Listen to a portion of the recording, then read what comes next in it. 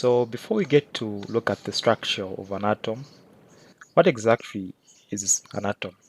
So we'll basically define an atom to be a smallest particle of an element that has all the properties of that element. So I'm sure you've heard of what you call the periodic table of elements. So on the periodic table you find elements like sodium, elements like oxygen. So a smallest particle of any of these elements that can have all its properties, okay, is what we call an atom. So if you get an atom of oxygen, for example, it's very tiny. You can't even get it in your hands. So that very smallest particle that is going to have all the properties of oxygen is what we call an atom. Okay. So now that we know what an atom is, what exactly makes up an atom? So it's made up of what we call neutrons. There's what we call the protons, and then it also contains what we call the electrons. Okay, so I need to mention to say neutrons do not have a charge, so no charge or neutral. Protons are positively charged, electrons are negatively charged. Okay, so that's what we basically need to know about an atom. Now, what you need to understand is that in a neutral atom, we expect that the number of the neutrons is equal to the number of the protons. Sorry, not necessarily neutrons, the number of electrons, sorry. So the number of electrons basically are equal to the number of protons. So what exactly am I trying to say? So what I'm trying to say is the fact that if you look at sodium on the periodic table, you'll find that it has got 11.3. So I need to mention to say that 23, which is a bigger number, represents what we call the mass number. And then the 11 on the bottom represents what we call the atomic number. Okay? What exactly do we need to know? So what you need to understand is when you now look at the structure of an atom, an atom has got what we call the nucleus. So in the nucleus, that's where we get to find the presence of the protons and also the neutrons. So I said neutrons do not have a charge. And then we also have what we call the shells. So now the shells, which surround the nucleus basically, are the home of the electrons, which are negatives. Okay, that's where they're found. So let me present them in a better way. So those negatives. So I've done something deliberately here. If you observe, I've put 2 electrons and then I've also put 2 positives inside there. So that's the point that I was trying to make, to say the number of protons and the number of electrons in a neutral atom are the same. Now assume we only have a single electron on the shell. That tells us to say that we're going to have an excess what? Positive. So that makes the atom to be positive. Okay. So at least we're getting there. So understand all that as we begin to look at the bonding and whatnot. But basically, you have an idea of the way the structure of an electron basically gets to come out. So I believe you have an idea of what we call the electron configuration. So let me try to give the electron configuration of the sodium that we have in this case. So we do know that every shell must have electrons. So how many electrons is a shell supposed to have? So one thing that we need to take note of is shells that are closer to the nucleus occupy or accommodate less number of electrons as compared to the ones that are outer. As we can see, as we begin to draw them, the ones that are coming outer are actually larger, so they actually even get to accommodate more electrons. So this is the way they accommodate electrons. The first one accommodates a maximum of 2. First one, the second one, that is 8, begin to move. So what formula exactly are we trying to use there? So it's this formula. So the first one, where is n, put a 1, you get 2. The second one, put a 2, 2 squared multiplied by 2, that gives you 8. The third one, put a 3, it will be 9 times 2. So obviously that's supposed to be 18, sorry. Put a 3 there, put a 4.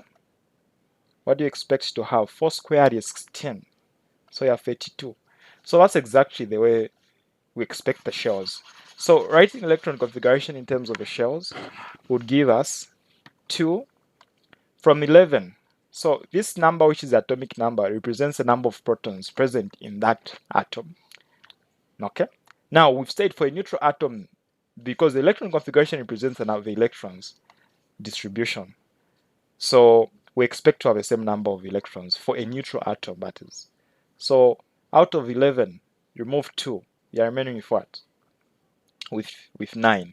Now we've seen that using our general formula, which is 2n squared, the second energy level, if you put a 1 where there's n, you find that it occupies a maximum of 8 electrons.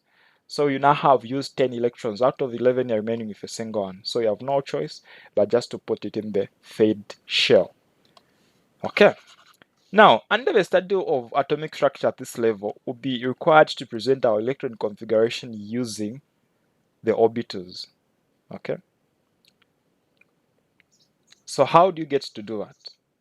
So we understand that we have what we call the S, P, D, F.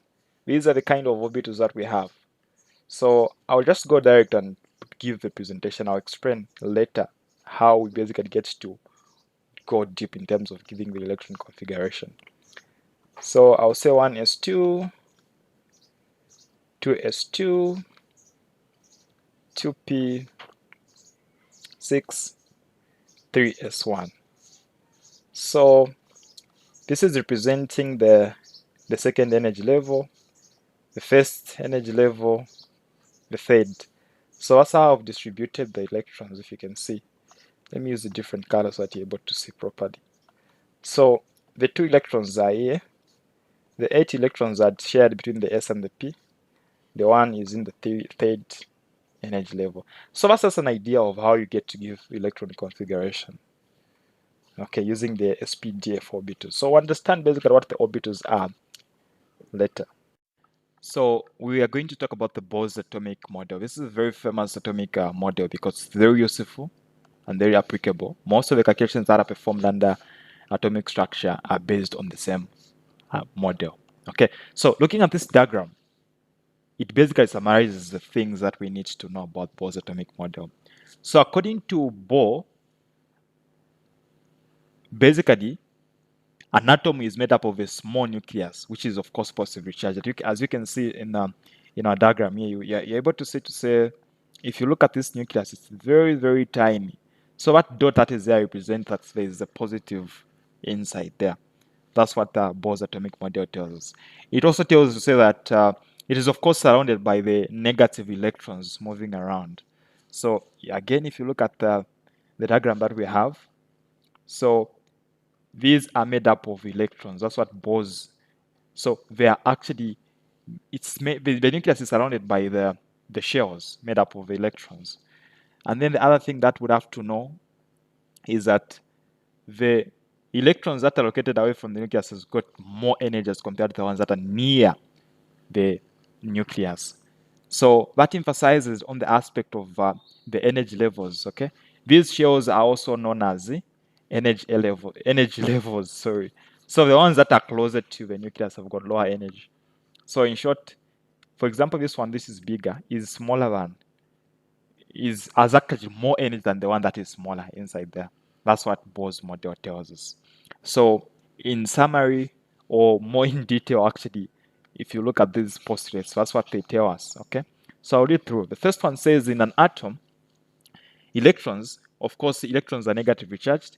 They revolve around the positively charged nucleus in a definite circular path called orbits or shells. Okay, so that is all just talking about the diagram that is there. Okay, and then the second postulate is that each orbit or shell has a fixed energy, and these circular orbits are known as orbit or shells. Okay, the third one tells us that energy levels are represented by the integer So we know what an integer is, right? Okay, so the first one is represented as 1. The second one, 2, as you can see on our diagram there. So those ones are known as the quantum numbers. So we'll talk later about basically how you get to look at the calculations to deal with the quantum numbers. Okay, so that integer n represents the energy. Okay, so the bigger the integer, the bigger the energy of that energy level. Okay, so this range of quantum numbers starts from the nuclear side with n is equal to 1, having the lowest energy level. Of course, we understand that. We say the one that comes immediately after the nucleus is actually has got lowest energy when you begin comparing with the other energy levels. So the bits n is equal to 1, 2, 3, and 4 are assigned letters. Okay, K, L, M, N, shells. So the first one is called, the n is equal to 1 is called K. So you're able to remember that. So, and when an electron attains the lowest energy level, it is said to be in ground state. Okay. So an electron with the lowest energy is said to be in the ground state. The electrons in an atom move from the lower energy level to a higher energy level by gaining required energy. And of course, the opposite is true. What that tells us is if you have an electron in the first energy level, for it to go to a higher energy level, we've said the one that is smaller or the one closer to the nucleus has got lower energy. So for it to move to the one that is outer there, it has to gain energy. That's basically what the last point is saying. And of course, the opposite is true. For an electron to move from the outer energy level to go to one that is inner or closer to the nucleus, it has to lose energy. Okay, so all that can be summarized by the simple calculation that we're going to be dealing with when you begin studying the transition of electrons. So you look at the use of this formula. Okay, so where you talk about the final energy level and then subtract the initial. So that basically summarizes everything that you basically get to deal with here. So let's say you have a transition of an electron from the fourth energy level to the second energy level. You would have to substitute there. So that would be 4 squared as or actually the final one in this case, as we are going to is going to be 2. And then the initial one was 4. So you have 1 over 4 minus 1 over 16. So you understand that 1 over 4 is bigger than 1 over 16. So in the brackets say if you get to subtract, you basically get to have a positive solution. Multiplied by the negative that is there, it remains a negative. So which tells us to say that the negative represents loss in energy. Okay, so the opposite is true. If it was moving from 2 going to 4, you would get a positive answer, telling to say the electron had gained energy. And then, of course, in conclusion, you can talk about the limitations of Bohr's model. Okay, so these are the limitations of the Bohr's model of an atom. It failed to explain the Zeeman effect. It failed to explain the Stark effect. It violates the Heisenberg uncertainty principle. So if you don't know about that, you can watch our video about that. You'll be able to understand what Heisenberg uncertainty principle tells us. Of course, to give you an idea is if you basically know the position, it's very difficult for you to know how fast it's moving. Okay, so it's either you know much about its position or you know much about its velocity or its momentum. So it could not explain the spectra obtained from the larger atoms. So that's it about the Bohr's model of an atom. We're just going to talk about waves, and of course within the context of chemistry. So what exactly is a wave? So we understand that a wave is a repetitive disturbance in a medium that carries energy. So we've brought that definition from physics. Okay, so this is exactly an example of a wave. If we go into physics, we understand that this is an example of a transverse wave. Okay, so there are waves like vibration that are like this. Those ones are said to be longitudinal. Okay, but of course we'll not talk about that in detail. This is not physics. We will stick within chemistry. Okay, so a few things that we need to understand from our definitions. We are saying a wave is a repetitive disturbance in a medium that carries energy. So repetitive means periodic. Okay, so as we can see, there's repetition of same movement. Okay, that is what we call a repetition or periodic. Okay, then it carries energy as well, and then it's also in a medium. So a wave can be in air, it can be in water. So all that it depends. So in physics, you go into details how each medium gets to affect the wave. Okay. So of course, correction on the spelling there is supposed to be repetitive, so is an I missing there. Okay. So what are some of the properties that we need to understand about a wave? So if you observe this initial starting point, that initial starting point, to that other point, okay? So that is what we call the wavelength, okay? That is the wavelength. Now, before we get to talk about the wavelength, this maximum highest point on the top, including that one, these points are called troughs. So a trough. So if there are two troughs, then the ones on the bottom are referred to as the crescents. So the crescents. Okay. Okay, so just a quick correction on this part. You know, these things get to be mixed up. So the top parts are called the crescents, and the ones on the bottom are the ones we call the troughs. That's what you need to understand. Now, the wavelength that I've talked about from this point A to that point B, that is the wavelength. So the wavelength can also be measured as a distance between two troughs. Okay, so the distance from A to B is the same as from this point to that another trough. Equally, if we try to observe from this crescent to the other crescent, it is the same to all the other distance that I've talked about. So all these can be labeled to be the wavelength. So we denote the wavelength using the lambda, that symbol. Then measuring from this initial point going up or even down there. So we call that the amplitude. So that measurement is referred to as the amplitude. So we can define the wavelength to be the distance between two successive identical parts of the wave. So you can also define it to be in terms of troughs, the distance between two successive troughs, the distance between two successive crescents. Okay, that is what the wavelength is. Now we've identified the amplitude. How can we define the amplitude? So it is a maximum displacement from the neutral position. So the maximum displacement going up by the wave is what we call the amplitude. Okay. So what other thing can we look at under the wave properties? Okay, looking at the diagram that we've come up with, we've identified the properties that we're able to tell from there. Now, there's some other properties that we'll have to understand whenever we're talking about the wave. We've already talked about the wavelength to be the distance between two identical points of the wave, or it can be troughs, crescents. Okay, so the amplitude is the maximum displacement by the wave from the neutral position. Now we have a new term, frequency. How do we get to define frequency? So frequency goes with frequent. How frequent is the wave? So we basically get to define frequency to be the number of repetitions per second. Number of repetitions per second. That is what frequency is. So one thing that I'd want us to understand is using the same example of a transverse wave like this. And then I get to draw another wave like this.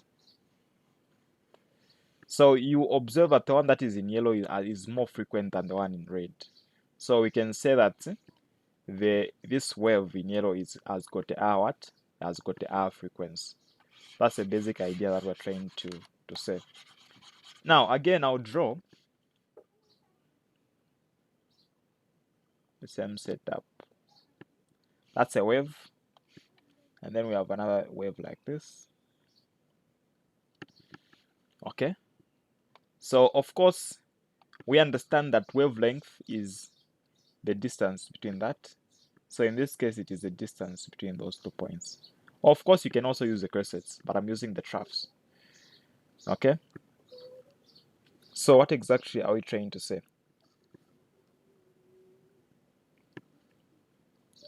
So if you check the wave on top, you observe that the wavelength is actually what?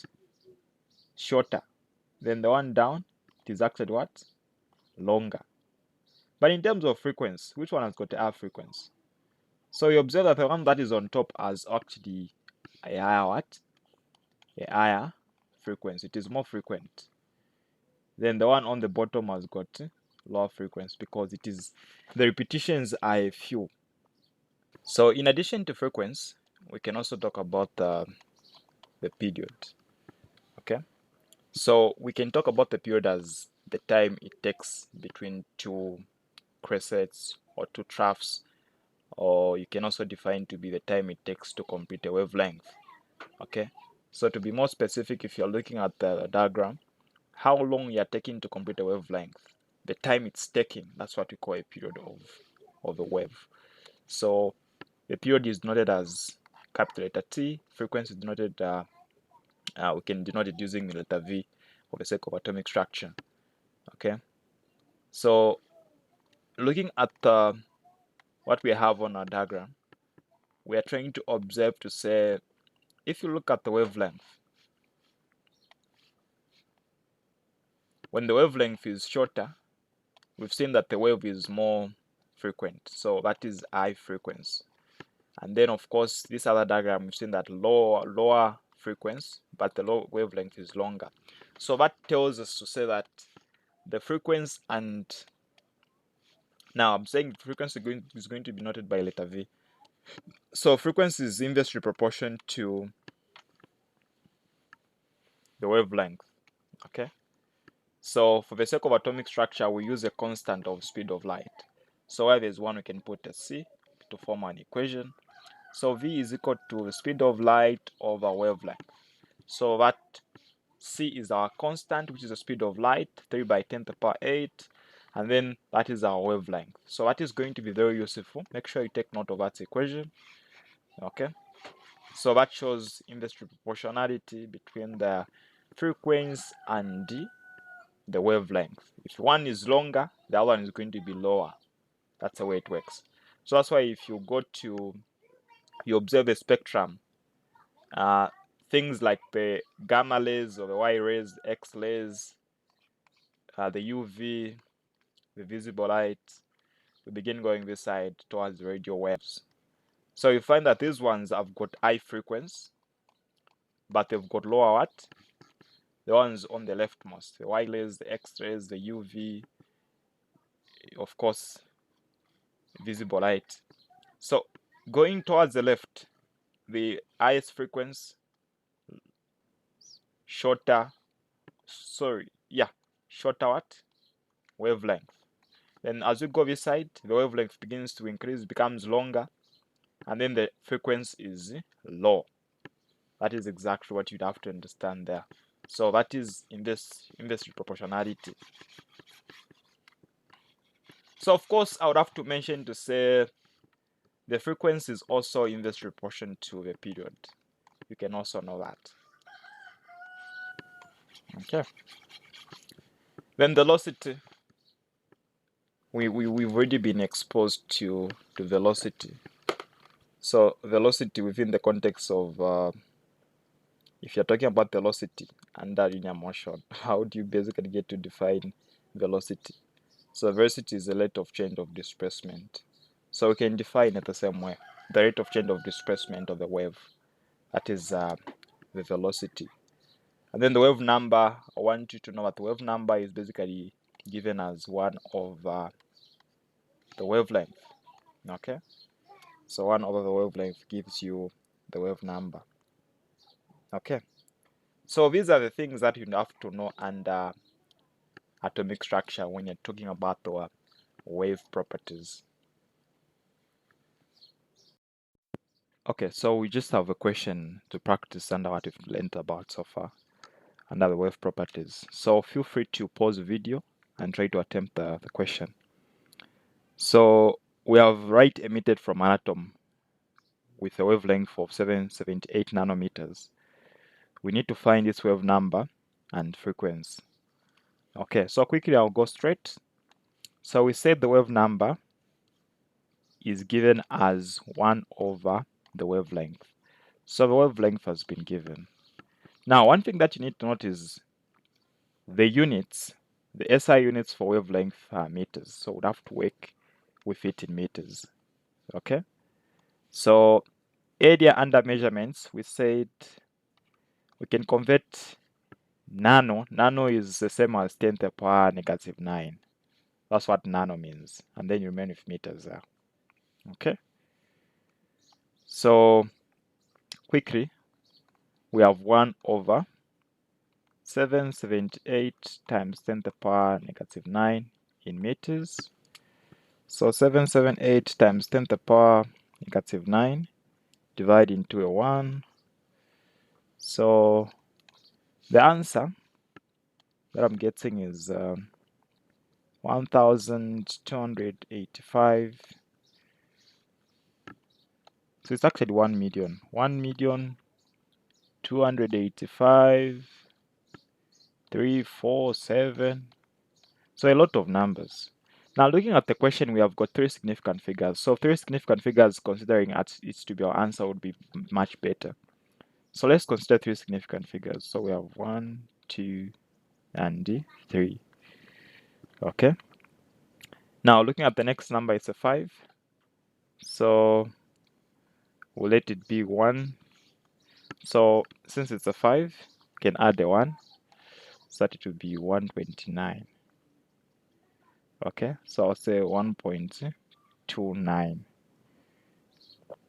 Now we add a million. So that is 0.0. So 1, 2, 3, 4, 5, 6. So 10 to the power 6. So notice that meters was on the bottom. So it will be meters negative. So what becomes our wave number? That's exactly how you're supposed to answer that question. Now, the second part of the question is asking us to find the frequency. So remember we said frequency and wavelength are inversely proportional. So therefore our frequency is going to be the speed of light as our constant divided by the wavelength. The speed of light is 3 by 10 to the power 8 meters per second divided by the wavelength. The wavelength is 778, so we use that is what? Times 10 to the power negative 9, because we want it in meters. So 778 times 10 to the power negative 9 being divided into 3 by 10 to the power 8.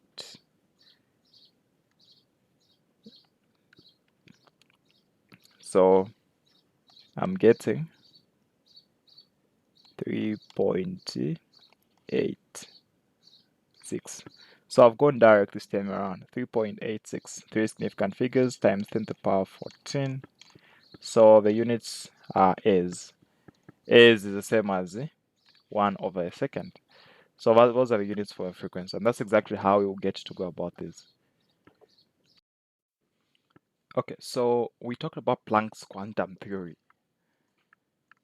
So having an idea to say, if you have an atom, so we expect an atom to emit energy as well as capable of gaining energy. So focus more on the emission of energy. So radiant energy, which is of course emitted, has got wave kind of properties. That's why we talked about wave properties earlier, okay? Because we needed to understand exactly how waves gets to behave. Okay, so there were theories before Planck's quantum theory to say radiant energy was emitted continuously, just like we saw the wave. Okay, so now Planck's quantum theory came to disregard all that. Okay, so according to Planck's quantum theory, it basically tells us that energy is not emitted continuously. Instead, different atoms or molecules can emit or absorb energy in discrete quantities. So it's not that energy is going to either be emitted continuously or gained continuously, but instead different atoms or molecules can emit or absorb energy in discrete quantities. So we have a new term that is introduced to us, discrete quantities only. So it's like you have a portion gained and then another portion after a certain period of time, just like that, instead of it being continuously gained or continuously lost. That's what basically the quantum theory tells us. So the smallest amount of energy that can be emitted or absorbed is known as a quantum. Okay?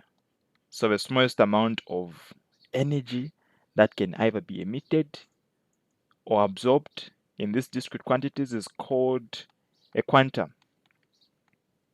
Okay? And then finally, for us to understand everything, the energy of radiation absorbed or emitted is directly proportional to the frequency of the radiation.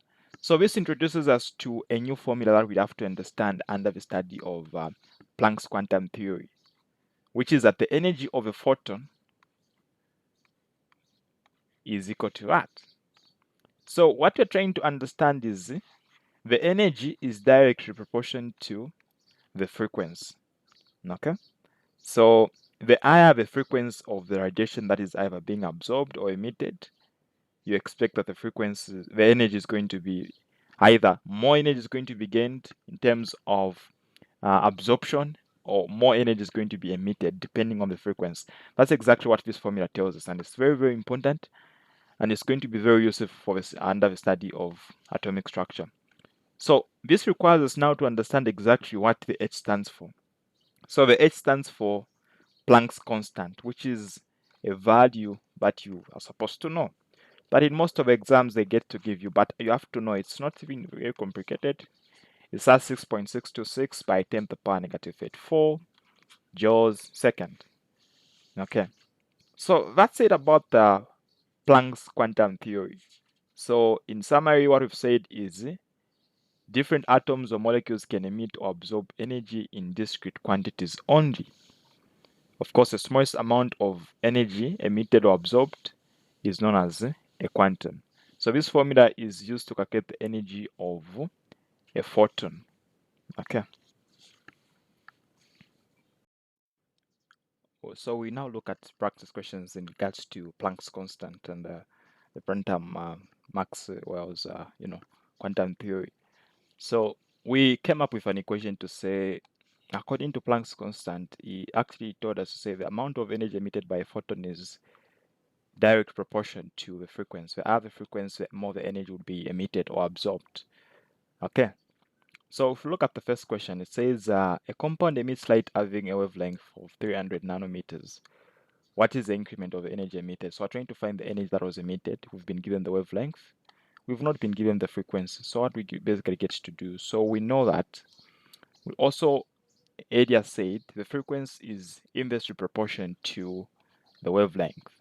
So this equation can also be written as where there's frequency, we can put speed of light over the wavelength. Okay. So at this point, what can we say? So we can easily get to substitute, right? So we'll say the energy of the photon is going to be equal to, so Planck's constant is a known constant, which is 6.626 by 10 to the power negative 84. I do understand you know that the units are joules second. And then we need to multiply by the speed of light, which we know is 3 by 10 to the power 8 meters per second. So I can write that even in a more organized manner. So per second means divided by a second. And then all this divided by wavelength. So wavelength, we need to make sure that it is in meters. So nano means by 10 to the power negative 9. So we have meters now. So some of the units would have to cancel. Meters will cancel, the seconds will divide. So ultimately we'll be able to see that actually this is dimensionally correct because the units of energy will surely come out. So we have 6.626 by 10 to the power negative 84 multiplying by 3 by 10 to the power 8 divided by 300 by 10 to the power negative 9. Okay, so after dividing, the answer that I'm getting is a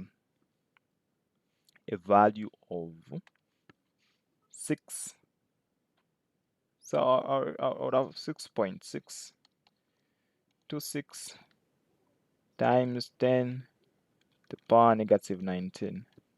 This is obviously because 300 and 300 are matching up, right? The power negative 19. Now the units, joules. So looking at the question, there was only a single significant figure. So it's even okay writing our answer as, can just consider two significant figures for the sake of being a bit accurate. 6.6 by 10 to the power negative 19 joules. That is the energy that we expected. Okay. We have another question which says calculate the energy of a photon of light having a wavelength for that. So here they've given us the wavelength as well. They also want us to find the energy of a photon. So this is simple and straightforward. Feel free to basically pause the video and try to see if you're able to get the answer. Okay, so I'll basically go direct. Here they want us to determine the energy of a single photon. Okay. Now, how basically do we get to do that? So the same formula applies. Since we have been given the wavelength, it will be, instead of putting frequency, it will be C over a wavelength. So after performing all your calculations there, you'll be able to get an answer. So take that as a practice question.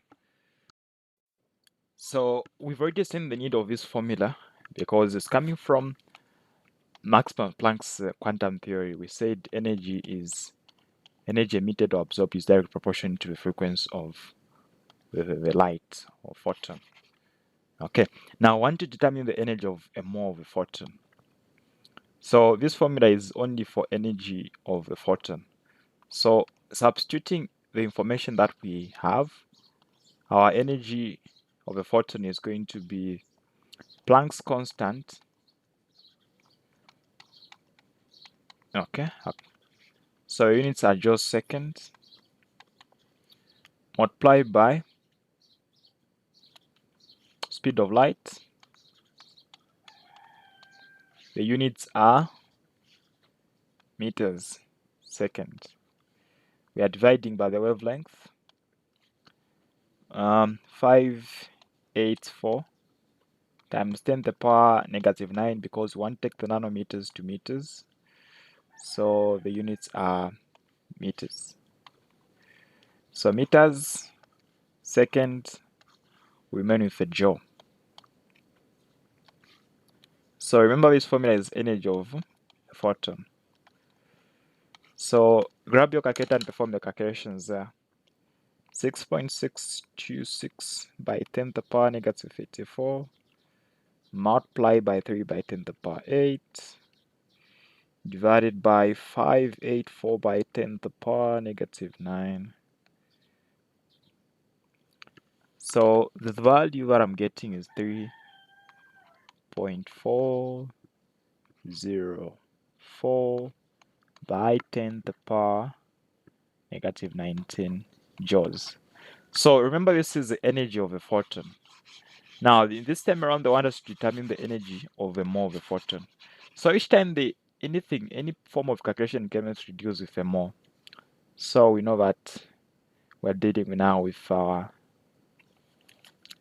Avogadro's constant, which is 6.022 by 10 to the power 23. Okay, so mole. So in this case, we're dealing with a photon. So a mole of a photon should have. So how can I put this? Let me put it this way. Per every mole of anything, this time around it is 6.022 by 10 to the power 23. What we're studying is we're looking at the energy. So per every mole of a photon, we should expect that amount of energy. I think that's what we'd have to understand whenever we're dealing with this formula. So now I want to determine the energy that is going to be associated per every mole. How basically do we get to deal with that? So I'll start it like this. So we have 6. I'll get the answer first of all. 3.4 by 3.404 by 10 to the power negative 19. That is joules. So we have joules per every photon. Now I want to find our answer of the energy of a mole of a photon. Mole of a photon.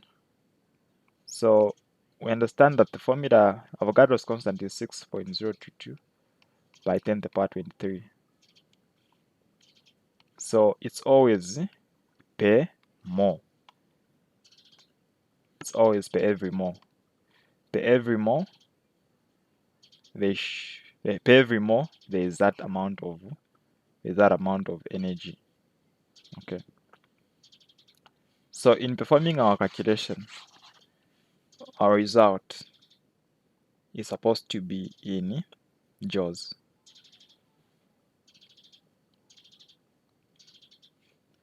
So we'll say we have that number of photons per mole. So the photons will go, and then you remain with joules per mole. So at the end of the day, we are just ending up multiplying the two.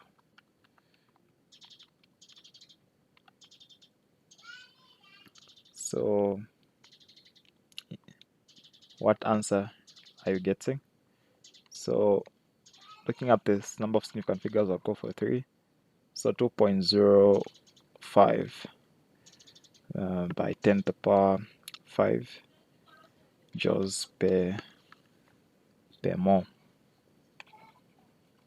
So that's how you get to determine the energy of a mole of a photon using the Maxwell-Planck's quantum theory. Let's get to talk about the photoelectric effect. So photoelectric effect involves emission of electrons. So we have emission of electrons from a metal surface when light gets to strike. So when you have a metal surface and then you have light striking this metal surface like that. So emission of electrons is what we are defining to be the photoelectric effect. So we've seen that there is first of all light striking, and then we are seeing the emission of electrons. So emission of electrons from that metal surface is what we are calling the photoelectric effect. Okay. So there are a few things that you'd have to know about photoelectric effect. Okay, that gets to govern how much of the electrons are being emitted from that metal surface. Okay. So the first thing that you'd have to know is you can take down this. This is very important. No electron emission. So there's no electron emission. So write this in full form: no electron emission below the threshold frequency. So threshold. So there's threshold frequency. So there are no electron emission below threshold frequency. So there's the new term called threshold frequency. So you need to know that the threshold frequency is the minimum frequency required for electrons to be emitted. So you understand that before electrons can be emitted from a metal surface, there is certain amount of energy that is required to kind of unbind them from, because they are attached. So there's need for energy required to remove them. So that energy is what we are calling the threshold frequency. Okay, of course we understand that the formula itself is that. So the energy requires a certain minimum of frequency. So that's what we're calling the threshold frequency. Threshold frequency is a minimum frequency required to emit electrons. So the first point that we are noting about photoelectric effect is no electron emission below threshold frequency. So when you are striking a metal surface with a light with lower frequency or frequency below the threshold frequency, there will be no emission of electrons expected from that metal surface. That is the first point. The second point is the amount of electrons emitted above the threshold frequency.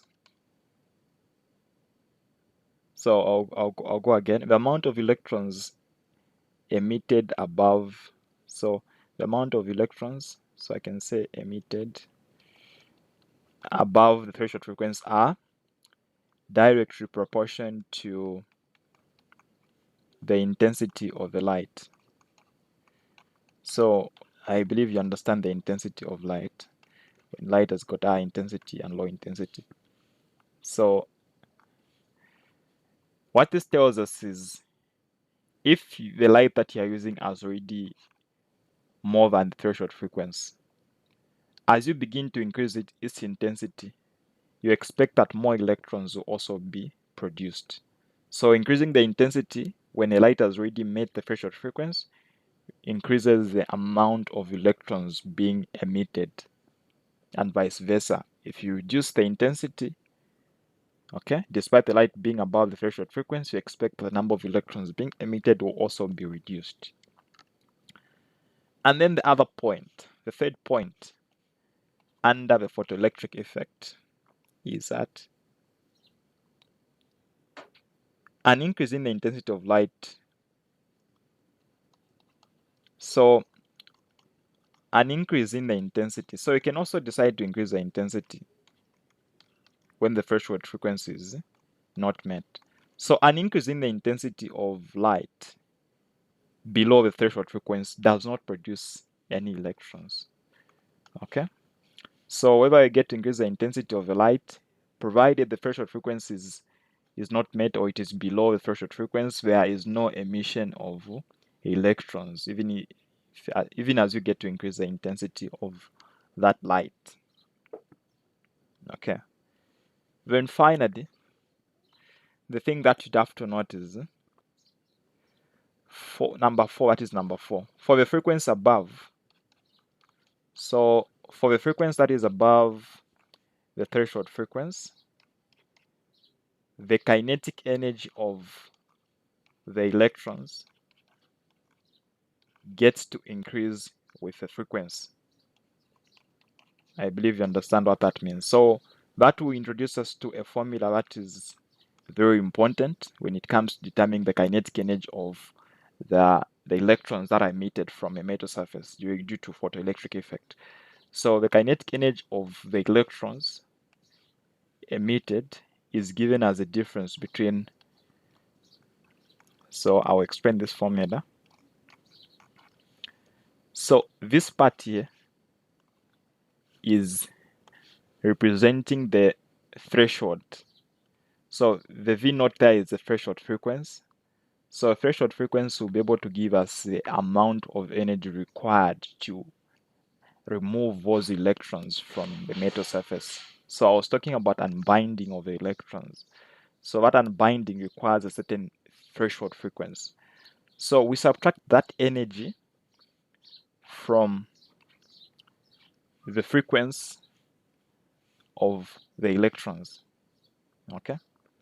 So the frequency of the electrons after emission minus the initial gives us the difference is the energy, the kinetic energy, or the energy that is leading to the motion of those particles. Of course, understand that h is the Planck's constant, which is 6.626 by 10 to the power negative 84. So in a case where they give you the kinetic energy and ask you to find the frequency of the light after emission. You can substitute, provided they give you the threshold frequency. And of course, in a case where they give you the final frequency and also the kinetic energy, you're also able to find the threshold frequency. Or in a case where they ask you to find the kinetic energy of electrons after emission, given the final frequency and the threshold frequency, you should be able to use this formula and apply it. It's very useful, very applicable under the study of photoelectric effect. And of course, this summarizes everything that you have to know under photoelectric effect. So wave-particle duality is a concept of what quantum mechanics, which explains that light behaves as both as a particle as well as a wave. So in cases where they ask you to say what processes are able to describe the wave nature of light. So light undergoes photoelectric effect. You can talk about absorption and also emission of atoms. And then as a particle, light is able to undergo diffraction and interference. So there are a few things that we have to know when you're talking about light as a wave, and then when you're talking about light as a particle, so that we get to derive a formula. So we understand that according to Einstein's theory of relativity, the energy is related to mass and the speed of light using that very famous formula. Okay, so this formula is representing light as a mass. Now we are also looking at light to be a wave. So we talked about Planck's quantum theory, where we related the energy to be equal to Planck's constant multiplied by the frequency. Okay, I'm sure you're able to remember that. Okay, so we also know that the frequency can be expressed in terms of the division between the speed of light and what? And the wavelength. Okay, so far we are on the same point, right? So let's try to equate the two formulas. We see what we're going to have. So energy is the same, so we'll just get the right hand side of the two formulas. So we have the mass speed of light squared is equal to Planck's constant speed of light over the wavelength. So c squared means c times c. So one can go away. Okay.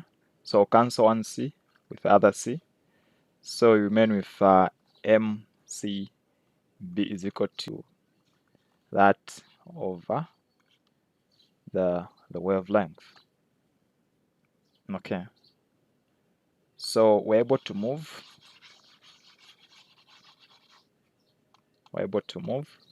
So note that the speed of light represents the velocity, right? The speed of light represents the velocity.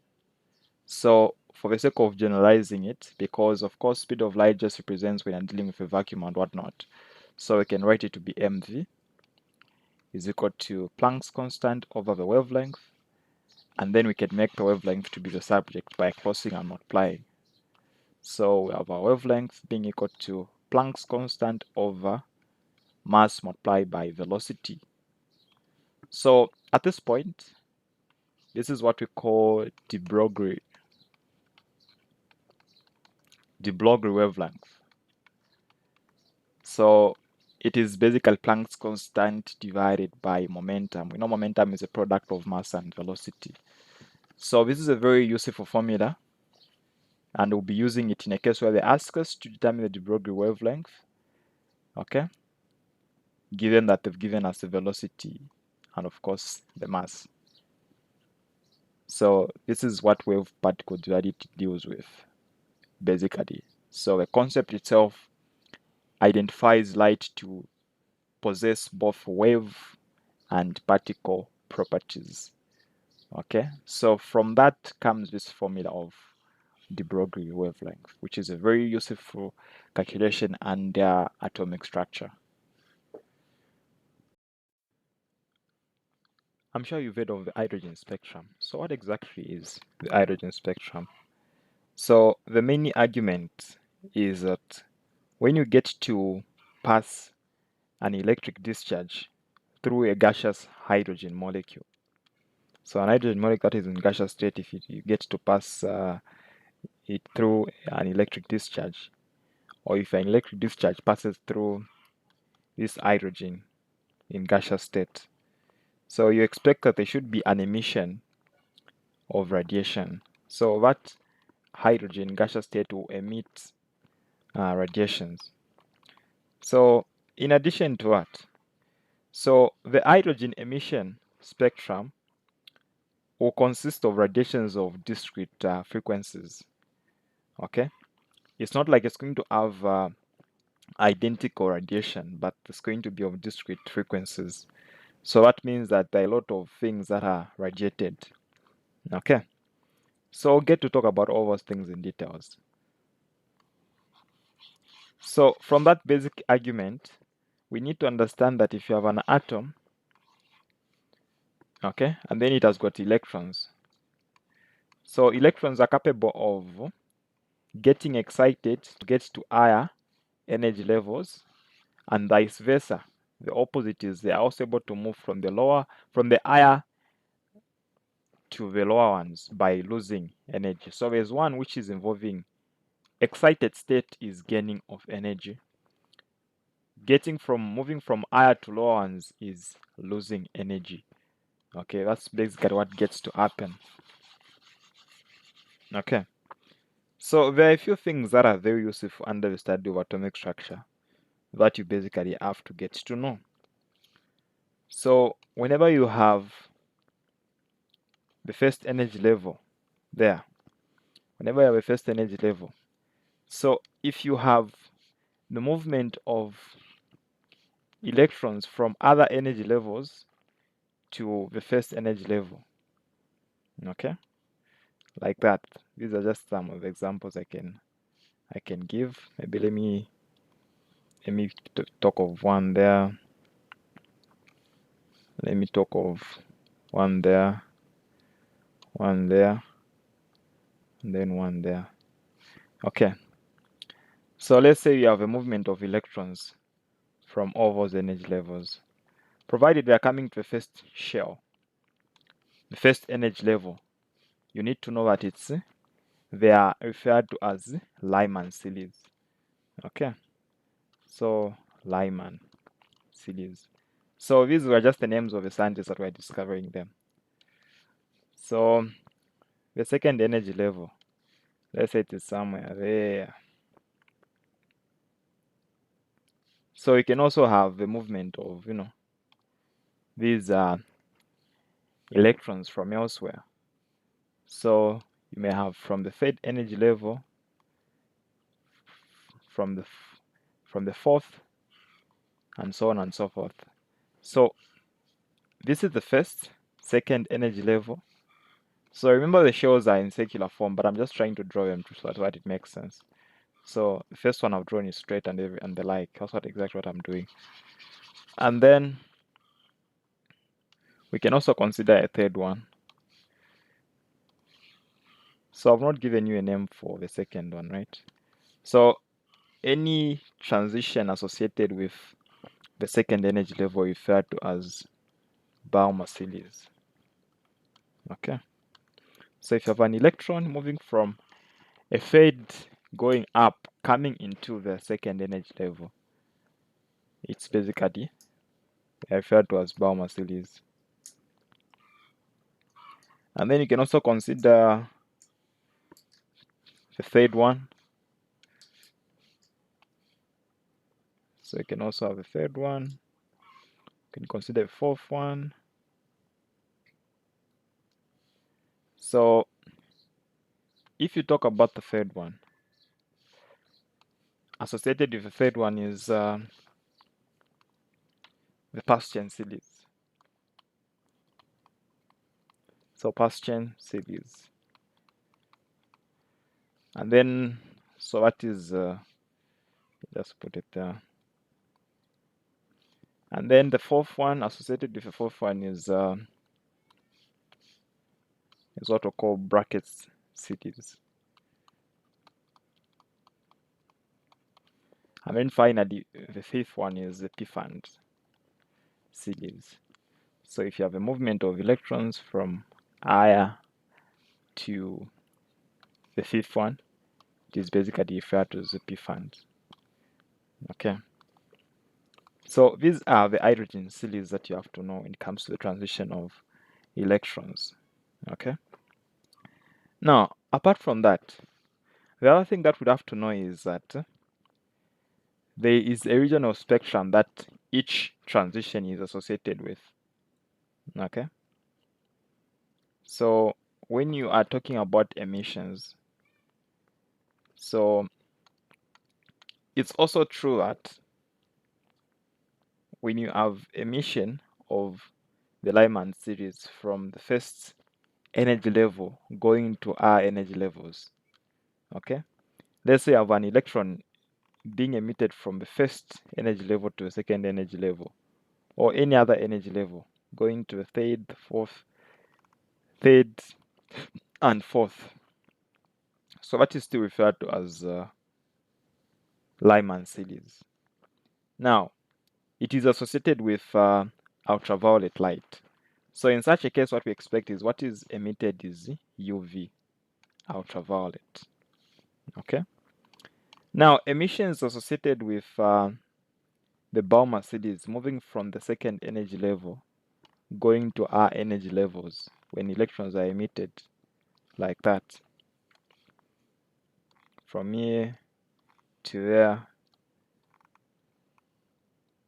Okay. So that is associated with visible light. Okay. Balmer series is associated with visible light. So visible light is what is emitted when electrons are moving from the second energy level. And then when electrons are emitted from the third energy level. So the third energy level, whether emitted from the third, from the fourth, going up, it's all infrared up to the p-fund series. So the only unique ones are emission from the Lyman series, emission from the Balmer series, which is the first and the second, and then third to the fifth, they emit infrared. So that is very easy for you to remember the kind of an emission associated with every kind of a series when it comes to the hydrogen spectrum.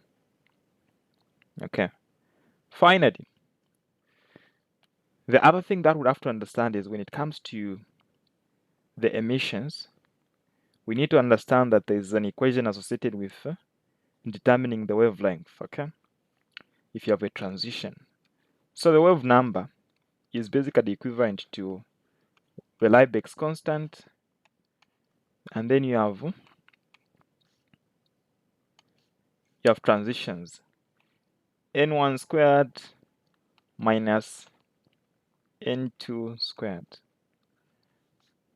So in other terms, what we're trying to say is if you have a transition from that energy level squared to the other energy level squared, you should be able to use this formula to determine the wave number.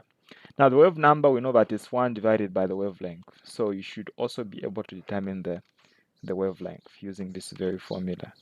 So consider a case where you have a transition of an electron from the first energy level to the third energy level. So you have to substitute 1 squared as your initial, and then your N2, which is like your third. So Liebig constant is a constant of a usually given value during assessment, 109677 centimeters negative. Okay. So you are capable of converting value to meters. Okay. But we usually preferably we use it under in centimeters. Then we can get to convert our solution later to meters. Okay. So this is basically a very useful formula when it comes to determining the wavelength associated with transitions of electrons from a single energy level to another energy level. How useful is the Liebig equation? So we know that from our previous video where we talked about the hydrogen spectrum, we know that the wave number is equal to the Liebig's constant. And then, of course, in the brackets, we have 1 over the initial energy level minus 1 over the second of the final energy level squared. So, Liebig's constant, we know, is always going to be given to us. So, it's 10,973,731.6 in meters negative. So, we have wave number on the left-hand side. And then in the brackets, Lyman series is associated with the first energy level. Okay, of course, you need to know Balmer series is the second, third is associated with brackets with Paschen, and then fourth is bracket, finally the fifth is Pfand, all that. So you have 1 over 1 squared as your initial, and then your final is 3. Since it's going to third energy level, that's the transition of an electron from. So of course, you need to picture this in mind. This is an emission, so we're having an electron moving from the first energy level all the way up to the third energy level. So we expect that there's a gain of energy there. So where we have our wave number is 1 over wavelength. So it is equal to, so grabbing your calculator there, 1 over 1 squared is just 1 minus 1 over 9, which is obviously going to be 8 over 9, multiplied by 10,973,731.6. Okay, so the answer I'm getting is 9.754 by 10 to the power 6 meters negative. So we just have to divide. If you cross and multiply, you end up dividing 1 by the answer that we found to get our wavelength. So our wavelength is 1.025 by 10 to the power minus 7 in meters.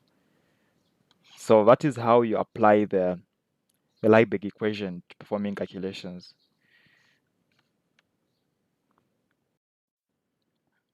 All right, so let's try to talk about electron transitions of electrons. So at this point, I believe we do understand that if you have an atom, okay, so consider these to be the shells, all right? So if an electron is moving from an inner energy level going to the outer energy level, that is referred to as excited state of an electron. So when an electron is excited, it gains energy and goes to higher energy levels. Remember from the start of the study of atomic structure, we did make a statement to say energy levels that are closer to a nucleus have got lower energies compared to the ones that are outer or further away from the nucleus. So in this case, this energy level, let's say the first energy level, the second and the third. The first energy level has got less energy as compared to the second and the third. So for an electron to move from the first energy level to go to any energy level outside, it's basically supposed to gain energy. Okay. And of course, the opposite is true. For an electron to move from outside energy levels to the inner ones, there's supposed to be loss of energy. So that is being unexcited. Okay. So with that kind of understanding, from the previous video where we talked about the Liebig equation, we saw that 1 over the wavelength was basically equal to the Liebig's constant multiplied by 1 over the initial energy level minus 1 over the final squared energy level. So all that was the formula that we were using to find our wavelength. Okay. So how useful is that equation? So now in this video, we basically want to talk more about how we get to find the energy associated with the transitions. We saw how we got the wavelength from the equation. So basically, by knowing that from the Bohr's model, we came up with an equation which was involving Planck's constant there. Okay. So that equation allowed us to build an argument knowing that we know that the wavelength is inversely proportional to the frequency, right? So that frequency gave us the speed of light over the wavelength. So this is another equation that we came up with. Okay. So energy is the same as Planck's constant speed of light over the wavelength. This is another useful equation that we came up with. So now in this equation, if you try to make wavelength the subject, you find that you end up with hc over the energy. Okay. So now look at this part. This part is the reciprocal of the wavelength. So reciprocal means it's what? Reciprocal means it's the opposite. So I would have to exchange the two.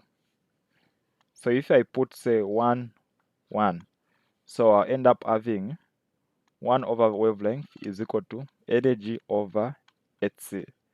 So on our left hand side, we'll put our energy over Planck's constant speed of light is equal to Liebig's constant. So at this point, what basically do we understand? So our goal is to make energy subject to the formula. So don't forget whatever is in the brackets, it is there. So we'd have to cross out multiply. Therefore, our energy is going to be equal to Liebig's constant multiplied by Planck's constant multiplied by the speed of light.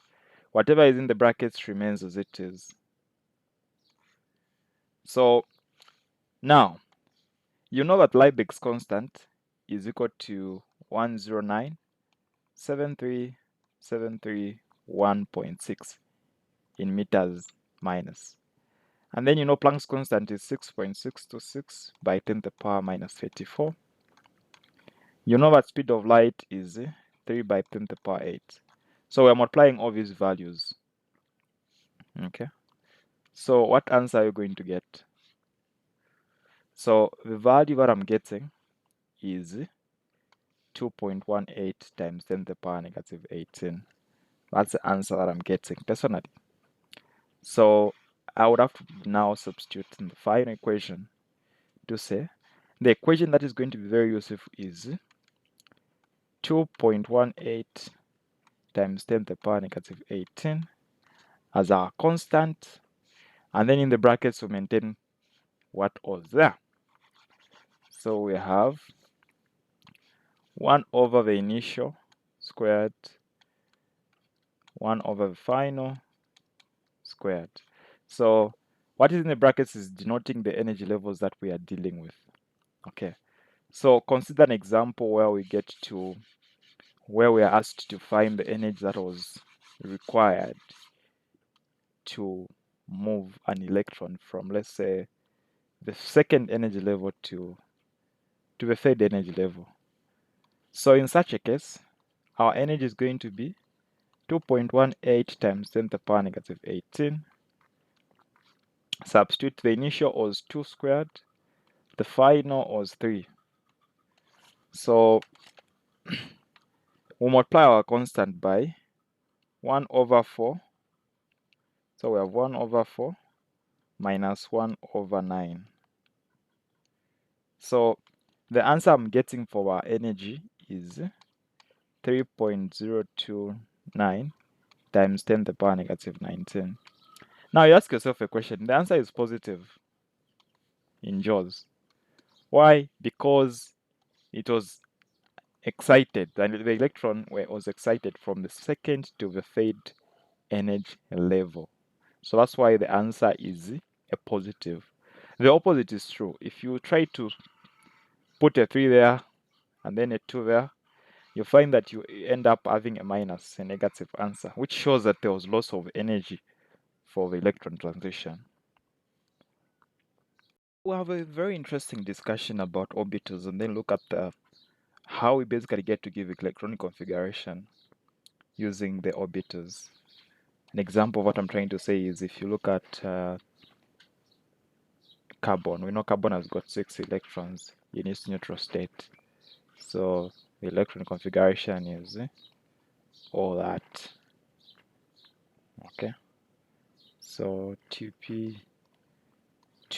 What's the electron configuration of carbon? Okay. Now, I want to understand how we basically go about giving electron configuration in that terms. We also know that magnesium, which has got 12 electrons, can also be represented in this form using a noble gas. That's also another way of giving an electron configuration. So this gets to represent what we call noble gas electron configuration. This is just electron configuration using the orbitals. So that's basically what we're going to study in this video. So before we begin to our study on that, we need to understand basically what an orbital is. So far, under atomic structure, we know that we have what we call energy levels or shells, where we basically get to find electrons. Now, electrons are not necessarily do not necessarily exist on the shells as we get to represent them on these diagrams. So, an exact or a location where there's high probability of you finding an electron is what we call an orbital. So, an orbital, you can picture it as something that is like a subshell, or it is part of an energy level. So one thing that you need to understand about an orbital is that an orbital is able to accommodate a maximum of how many electrons? 2 electrons maximum. That's what you need to understand about an orbital. So we have a few orbitals that we have to understand. We have what we call the s orbital, the p, the d, and the f. So commonly known as the spdf orbitals. The s orbital accommodates a maximum of 2 electrons. The p orbital, a maximum of 6 electrons. The d orbital, a maximum of 10 electrons. The f orbital, a maximum of 14 electrons. So if you've observed, there's a difference of 4 electrons each. Now, from the beginning, we've made an argument to say every orbital occupies a maximum of 2, accommodates a maximum of 2 electrons. So later on, we'll understand as we talk about the quantum numbers to say a p orbital basically has got how many electrons? Has got subshells actually. We can think of it in that way. It's got suborbitals within it. So these suborbitals are the ones that have like 2. So it has got 3 suborbitals. That's why it's able to have 6 electrons.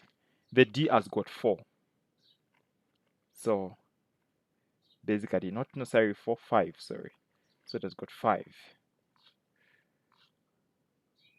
So 5. This one has got 7. The first one has got a single subatomic orbital. That's why we have all this number of electrons. Okay, so let's try to see how we basically get to present our electronic configuration. How basically do we get to find the electron configuration? Okay, so this is our periodic table. This is like a skeleton of a periodic table. So this is group 1 and group 2. These are the elements that are between group 2 and group 3, commonly known as the transition elements. Then here I have group 3, 4, 5, 6, 7, and 8. So you may find that hydrogen sometimes is classified to be part of group 1, sometimes it's just somewhere there. And then of course, in that first period, there's also helium there. That's why I've tried to show it. So there's helium. Okay. And then hydrogen somewhere there. And then we can start with lithium, and then all the other elements gets to go to move just like that. So with this understanding of the periodic table, the reason why I'm trying to bring this into picture is for us to understand how we basically get to give our electron configuration. So group 1 and group 2 are referred to as the S block of the periodic table. So this is the S block. 3 all the way up to 8 are referred to as the P block. What is in between here is called the D block. and then what is on the bottom is called the F block. So why are they called these names? Do they just like assign? Were they just assigning? Or randomly giving them? So these SPDF are referring to the orbitals that we are from talking about. So any atom or any element that has got the outermost orbital to be the S, in such a case it is falls under the S block. Okay, so I can give you an example of lithium, for example. If you look at lithium has got 3 electrons, atomic number of 3. So this electron configuration, of course, we've not talked about how we get to have it. You find that these are the 3 electrons, 2 in the first s orbital and 1 in the second s orbital. So that is the outermost orbital. So it is in the s block. Now, considering an example of carbon, I said carbon has got 6 electrons. So we are 1s2, 2s2, 2p2. So the outermost orbital is p. So it tells us carbon is, of course, in the p block. The same applies to all the other elements. If you consider the transition elements to try to write the electron configuration, you'll be able to see that the outermost will be D. If you get the ones that are below the F block, you'll also have the same. That's where we basically start from. With that understanding, what exactly are we trying to say? So you need to know this trend. 1s, 2s, 2p. So the basic argument is in the first energy level, there's only one orbital. Remember, there's this formula that is used to derive the number of electrons an energy level is able to occupy. So the first energy level, you'd have to put a 1 where there's n. It will just be 2. The second energy level, you have to put a 2. 2 squared will be 4. So the first energy level occupies the maximum. It accommodates a maximum of 2 electrons. The second energy level, a maximum of 8. If you continue substituting there, put a 3. 3 squared is going to be 9 by 2, 18. You got the fourth one. 4 squared is 16, right? 16 times 2 is 32.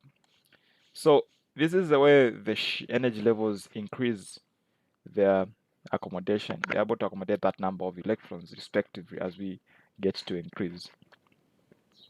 So with that kind of an understanding, we understand as we proceed, as we get to go down, the number of orbitals get to increase by 1.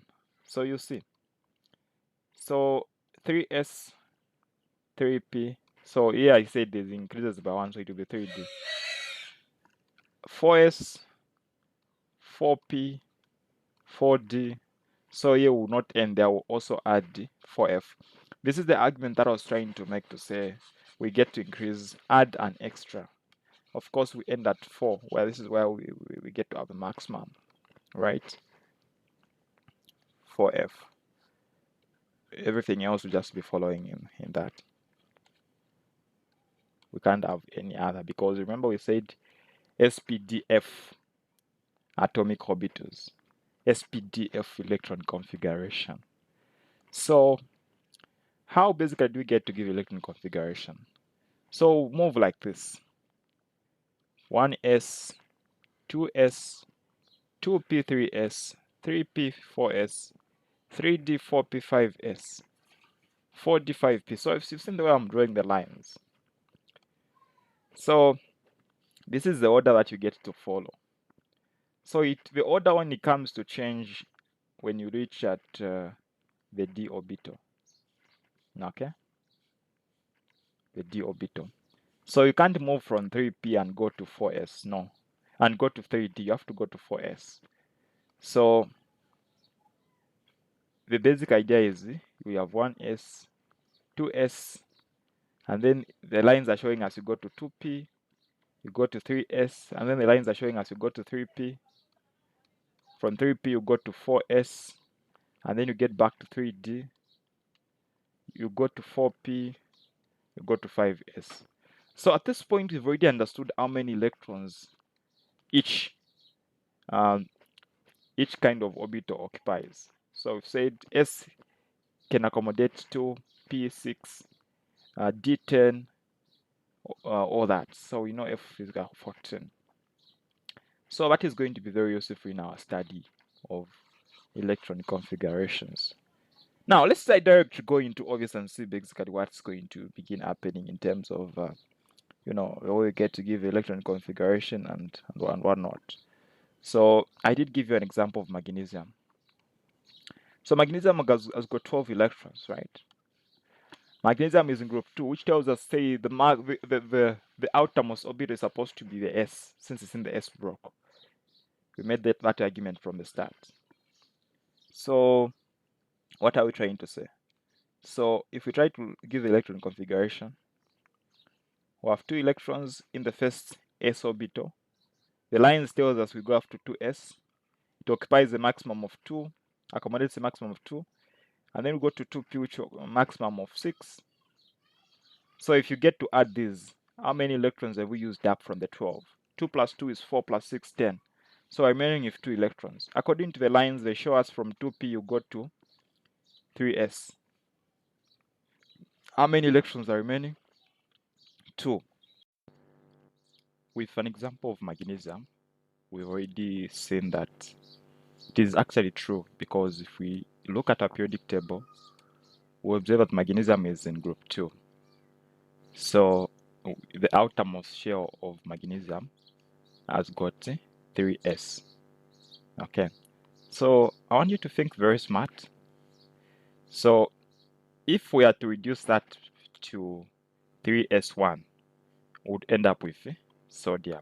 That is going to be very useful as we get to move on. So the way I think of this is, the moment you get to period 4, it's like 1, 2, 3. Are you able to observe that fact there? So that's the first period. Okay? Second, third, fourth. So I expect that if I'm talking about the outermost shell of potassium K, it's supposed to be 4.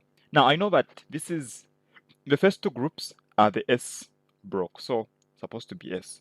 So if it's potassium, it will be 1 because it's in group 1. If it's calcium, it will be 2. That's the way it works. Okay? Now, assume I basically get to move on to these transition elements. So understand later how we get to go about that. Now, just taking you back to period 3. So if we go to aluminium, for example, how can we give this electron configuration? So obviously we know that the last one is going to be, this is the P block. Okay, from group 3 going to 8, that's a P. So obviously aluminium is the first. Okay, so group 3 is the first one in the P block. So since we are in the third period, it's obviously going to be 3p and then 1. So this obviously is the outermost shell for aluminium. Okay. Assume we are looking at sulfur. You just have to count in the p block. 1, 2, 3, 4. So you end up having 3p4. That's an understanding that I want each one of us to have. And of course that is true. So you've used up how many electrons considering sulfur? We've used up 4 electrons already. So we know that it has got an atomic number of 16. So we expect that the other 12 electrons are shared, starting from the first. And you can prove that. 1s2, 2s2, 2p6, 3s2. Count these. 2 plus 2, 4 plus 6, 10, 12, 16, which is true. So with this understanding where we're able to predict the outermost shell, it takes us to what we're now calling the noble gas electron configuration. Okay? Takes us to electron configuration. So you've understood the importance of knowing the periods of the periodic table, and also the importance of knowing the blocks of the periodic table. We said group 1, group 2, that's the S block. This here is what we call the D, and then that is the P, and then this is the F block. All that is very important, very necessary for us to apply, very important. So one thing that I would want to take you back is, if I go to the previous page here, we're able to see that there's something that is strange in that instead of moving from 3p going to 3d, we are actually going to 4s. So how exactly can we explain that? How exactly can we explain that? So I'll go back to the periodic table and just try to give you an example about that. Why that actually is happening. So this is period 1, period 2, period 3. So I gave you an example of sulfur. So I said sulfur in the outermost shell, since we're in the p block, is going to be p, and then count from the first group, which is part of the, remember this is all the p block, right? So group 3 is actually the first one. So say 1, 2, 3, 4. So 4. So that is where sulfur is. Now, assume we want to proceed. So instead of this being 4, so it's supposed to be 3 because we're in the third period, by the way. So now, assume we want to go to something in the fourth period. So if I go for argon, I'm supposed to count further from sulfur 4, 5 chlorine, 6 argon. So argon is supposed to have 3p6. Now, what happens the moment I go to potassium? It becomes 4s1. The moment I go to calcium, it becomes 4s2. That's the way it works. Now you realize that scandium going this side is all involving the D block. So now the D block, the interesting part is, since this is the D block, and then we know that this is the first D block we're having. Remember from period 1, period 2, period 3, there was no D block because there were no transition elements there. So it starts from there. Now if you go back to our lines there, we're able to see that the first D block we have is the third D block. So that's why there's a bit of some lagging. So if you are in the fourth period, the D block there is 3. If you are in the fifth period, it's 4. So what I'm trying to say is the D block lags by a 1, like that. So if you're in the 7th, you'll be at 6th. So with that understanding, we'll be able to see that as you look to scandium will have 3D1. That's exactly what we mean. That's one thing that is very important for us to understand. And that's why there's this kind of lagging here. From 3P goes to 4S, again, comes back to 3D. Now you realize that as you go back, after this D broke, you will now have to continue. The 4 applies to the P and the S. So you'll be in the what? You'll be back to the 4P. Which is basically true if you look at this. From 3D, you go back to the 4P itself. Now after the 4P, you observe that after you're done with this 4P, you're going in the fifth block period. So the S will apply, so it will be 5S, which is exactly what we have. From 5S, you go back to the D block, right? So which will be the 4. That is basically something that is true and very interesting. Okay? That is very simple for us to understand. And that's going to be very useful as we get to look at giving electron configuration using the noble gas electron configuration. Okay? So let's try to look at certain examples about that. So I'll start with a very magnesium that we looked at.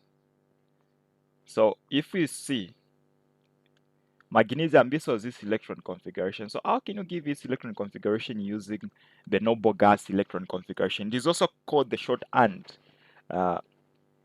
electron configuration or notation. So if you look at it, what is going to be very obvious is we are going to be working with the noble gases. So the noble gases are these ones in group 8, starting from helium all the way up to somewhere. I don't know what I don't know the name of that element on the bottom there. We can start by looking at lithium even before we go to magnesium. So if you look at lithium, it's in group 1. and then it's in the second period. So we have to get the noble gas before that period where the element is. So in this case, lithium is in period 2. So we need to go back to period 1. What was the last noble gas? It was helium. So the way you give its electron configuration will be helium, and then now we need to identify the outermost shell. So you realize that since you're in the second period, it's 2, and then this broke is the S broke, so it's a S, and then lithium is the first one, so it's 1. If you're looking at beryllium, it was going to be 2s2. So this is exactly the electron configuration for lithium using the noble gas electron configuration. In a case where we write it in the normal way, we would expect to start from 1s2, 2s. Now it has got an atomic number of a 3, so obviously we just end up with a 1. So the main idea is what we're trying to say is this first part has been presented using the noble gas. Since the noble gas had 2 electrons, an atomic number of a 2. That's the way it basically gets to work when you're looking at the noble gas electron configuration. Now again,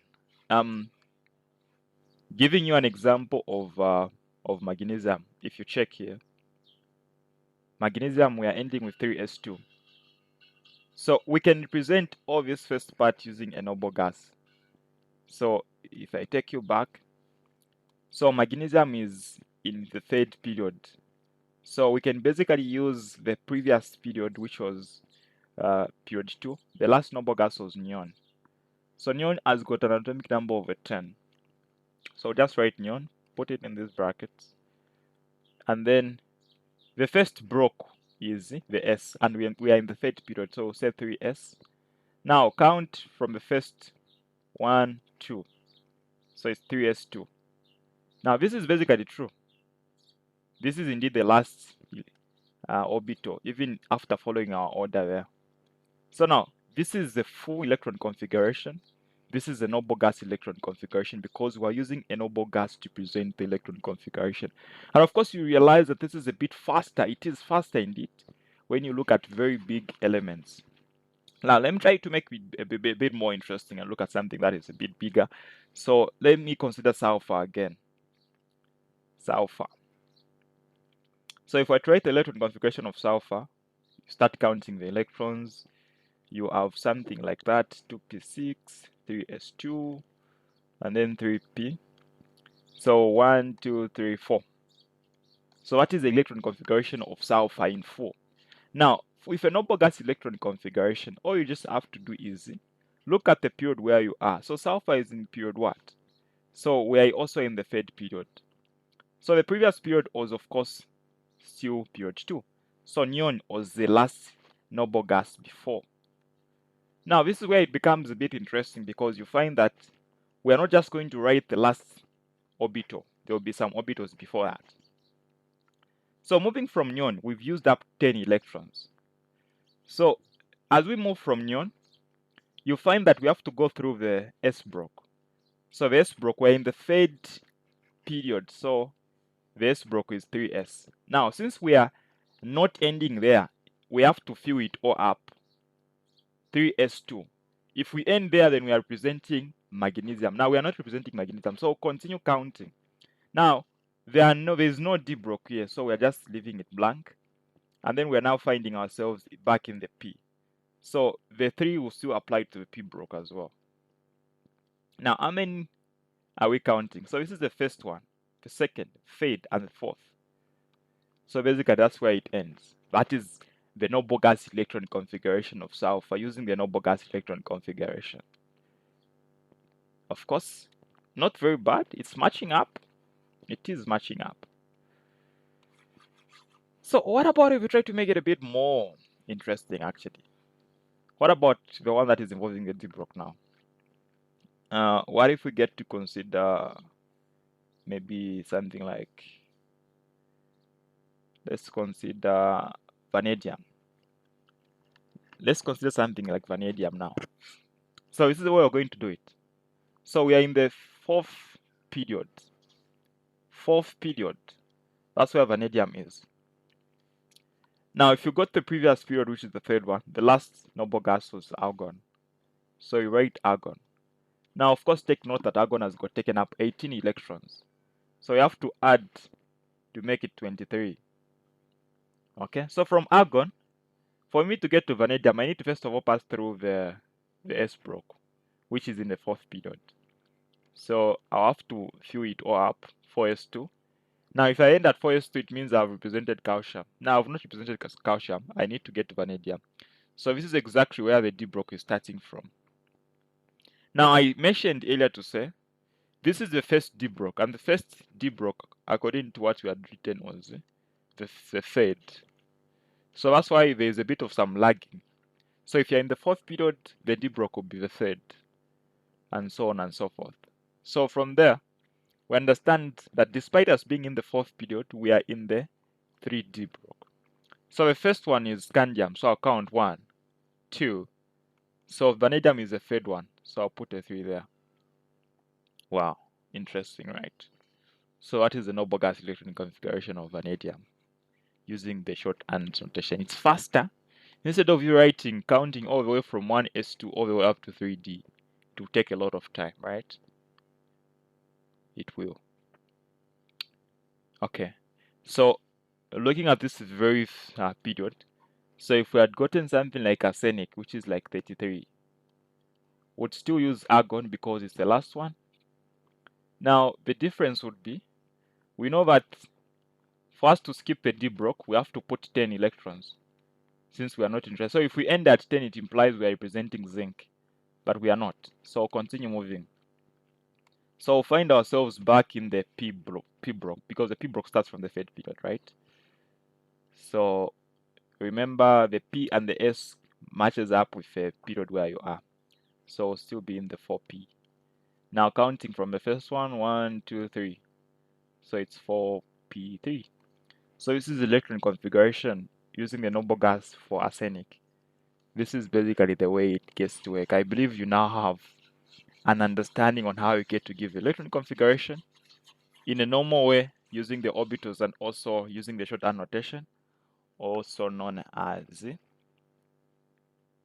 the noble gas electron configuration. Thank you very much for watching this video. In the next video, we are going to talk about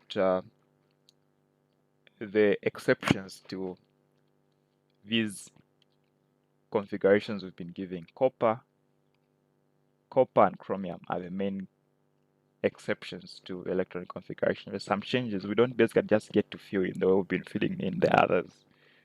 Okay. Let's basically get to talk about the main two exceptions to the electron configuration. So basically, the main two exceptions are chromium and copper.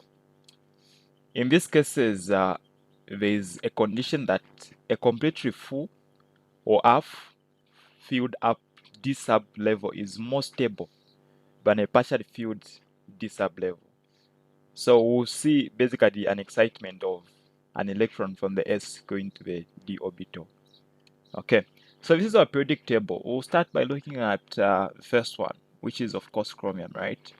So I'll use the noble gas electron configuration. If you are not acquainted with that, you can watch a video using the tag above so that you know how to go about it. So according to the noble gas electron configuration, periods are very necessary. So that's the first period, second, third, and the fourth.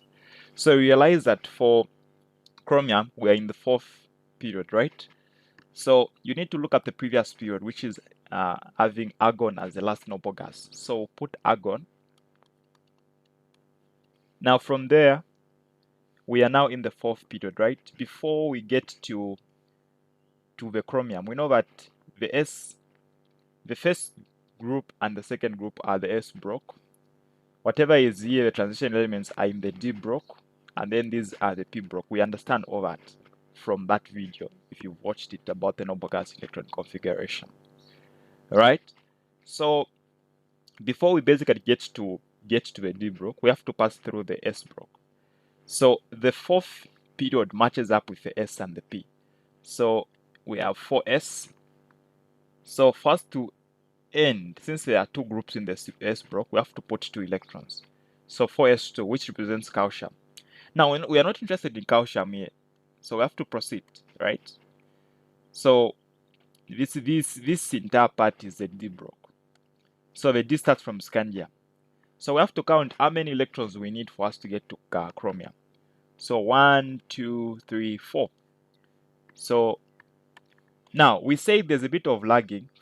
There's a lagging by 1 when you're dealing with a d block. So since we're in the fourth period, we expect that the d will be lagged by 1, which is 3d. So expect to have 4 electrons in the d block. Now, if you go back to the statement that we had read, this is the expected electron configuration, but it doesn't apply to chromium. So it is better the chromium and the copper atoms are more stable when the d is either half filled or fully filled than any other. So therefore, it would be better for the electron to move from the s orbital and get excited to the d block so that it becomes half filled. So the s will lose 1 electron and it will go to the d, so but it becomes 3d5. That was the exception that we were talking about. And of course, the same concept applies to copper. Okay, so what do we expect of copper? So I'll write that a bit down there.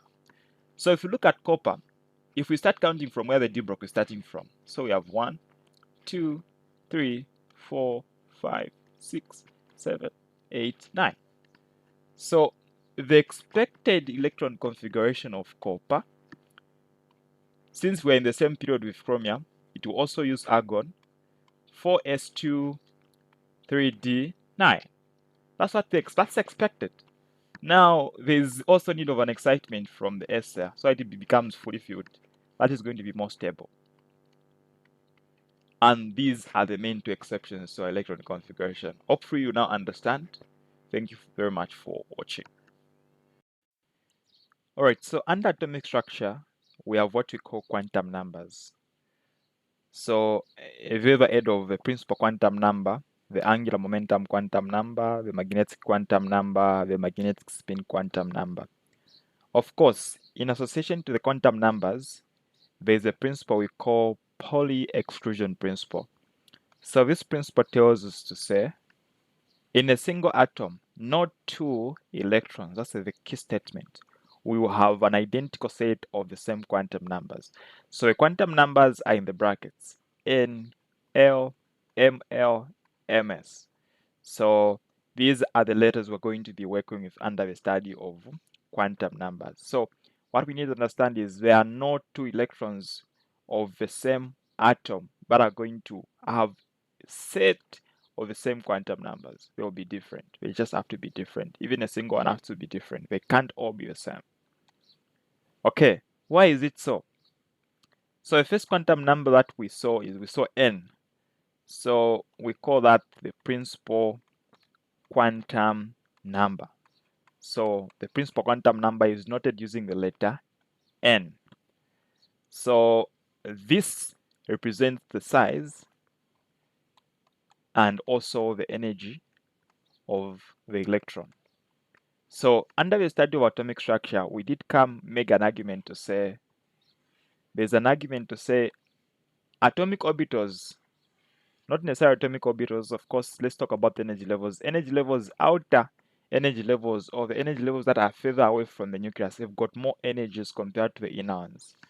So in that, if we are considering this one to be our first energy level, that one as a second and as a third, so we expect that the one with the third, he has got more energy as compared to the two, the first and the second. So that's why we're saying N denotes the size and the energy. So it's actually true. N is equal to 3 is bigger in size as well as more energy as compared to the first and the second in terms of the energy level. So that's what the principal quantum number represents. So it represents the energy level, which of course represents the size and the energy. Number 2, angular momentum quantum number. Angular momentum. So angular momentum quantum number is noted using the letter L. Okay? So this represents the shape of the orbital. So I believe we already know the shapes of the orbitals. So specifically, we're going to be talking about the SPDF orbitals. SPDF orbitals. Okay. So this is going to be dependent on the principal quantum number. We'll understand how as we get to move. And then the third quantum number is the magnetic quantum number. Magnetic quantum number. So denoted by ML. Okay. It is ML because it's dependent on the angular momentum quantum number, as we understand as we move. And finally, the last one, we have what we call the magnetic spin quantum number. So of course, I've not mentioned what the magnetic quantum number basically gets to denote. So the magnetic quantum number denotes the orientation or the location. So the orientation or the location. And then magnetic spin quantum number denotes the direction. So all this is going to make sense as we get to more. So this is denoted as MS. So I trust and believe that you understand basically the quantum numbers we have. So let's try to understand the way we get to calculate them. So I said the first one is the principal quantum number denoted using small letter n. So it denotes the size and the energy. Okay. So we'll start with, first of all, n is equal to 1. So one thing that we do understand is that under the study of atomic structure, we understand that each energy level is able to accommodate a certain number of electrons. At least we know that the first accommodates a maximum of 2. The second, a maximum of 8 electrons. At least we know this. So the formula that we basically get to work with is 2n squared. So that is, for the first energy level, plug in a 1 where there's n. So 1 squared by 2 is just going to be a 2. For the second, you do the same. 2 squared multiplied by 2 will be 8. So that matches up with the first 2. So for the third, you do the same, substitute. You basically get to have how many electrons? So 3 squared is 9 times 2, 18. So all this is supposed to be confirmed by the study of our quantum numbers. So take note of this formula, and then let's try to see what we're going to have. So we've made an argument to say the principal quantum number is representing the energy level, number 1, and that is true. So from the principal quantum number, we are going to the angular momentum quantum number denoted by letter L. So L is, we said it denotes the shape of the orbital. So we calculate L by moving from 0 to n minus 1. So whatever value of n you have, subtract it by 1 and count from 0. So in this case, our n is just 1. So it's going to be 1 minus 1, which will just be 0. So we'll say from 0 to 0. So 0 to 0 just means we just have what? Is 0. So in this case, our L is just equal to 0. So our L being equal to 0 tells us to say, since we said the orbitals we're dealing with are SPDF. So therefore, in this case, 0 is not the first one. That's the way it works. So it's 0, 1, 2, and 3, SPDF. So in this case, we just have 0. So we just have the S orbital. Now, under the study of SPDF orbitals, we did say that the S orbital accommodates a maximum of 2 electrons. Okay. So for the ML, which is the magnetic quantum number, it is dependent on the L. So it moves from the negative of L to its what? To its positive. So you count the way you count integers. So if it's not making sense, it will make more sense later. So 0, the negative 0 to the previous positive. So 0 doesn't have a positive and a negative, so we just have a 0. Interesting.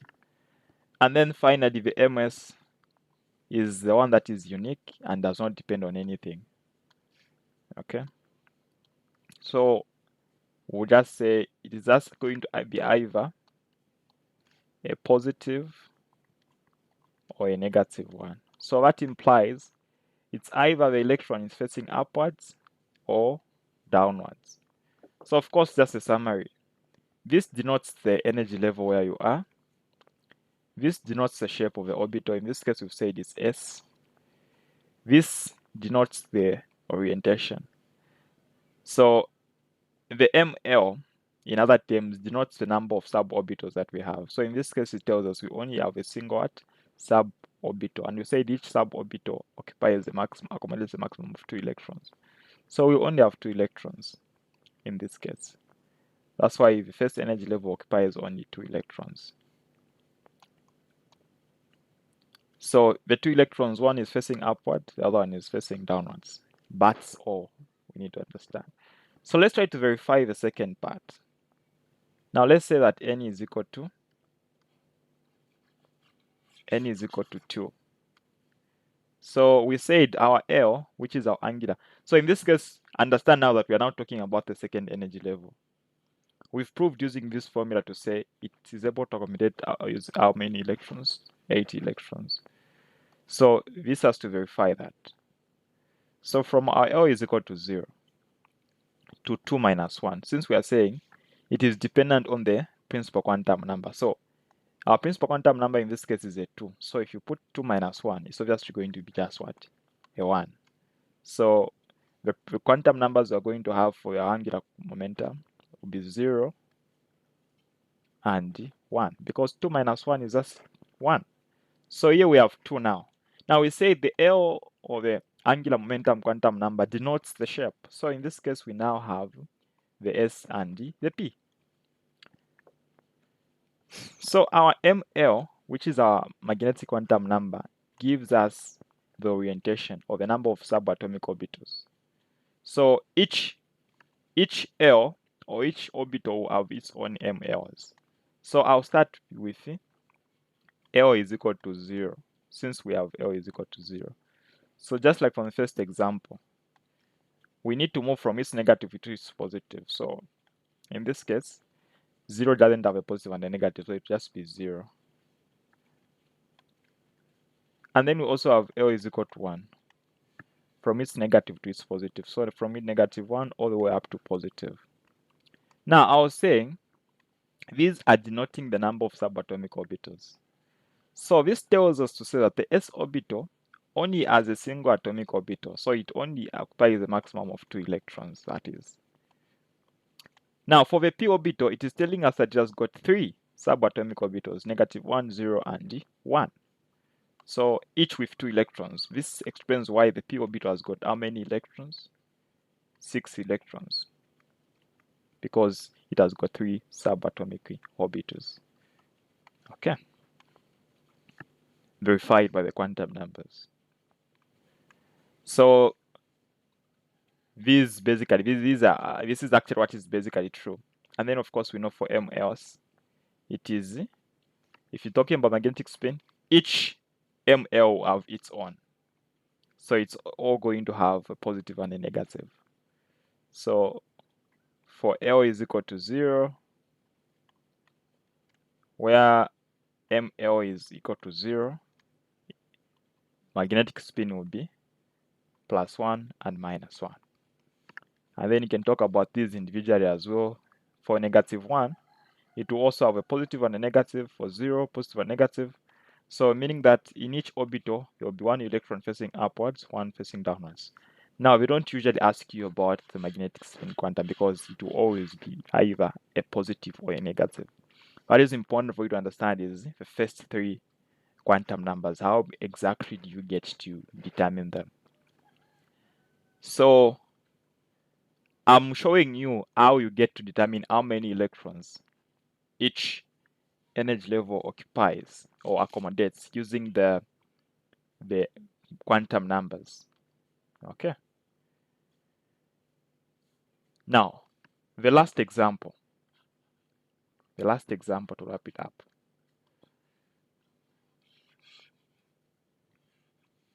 Let's say n is equal to, I'll skip the third one and I'll go to the fourth one as the last one. So we are in the 4th energy level. So principal quantum number denotes the size and the energy. And then L denotes now the shape. So if you remember, there was a point where when giving an electron configuration, we were using this. I don't know if you've watched the video already. You can check it out about our electron configuration.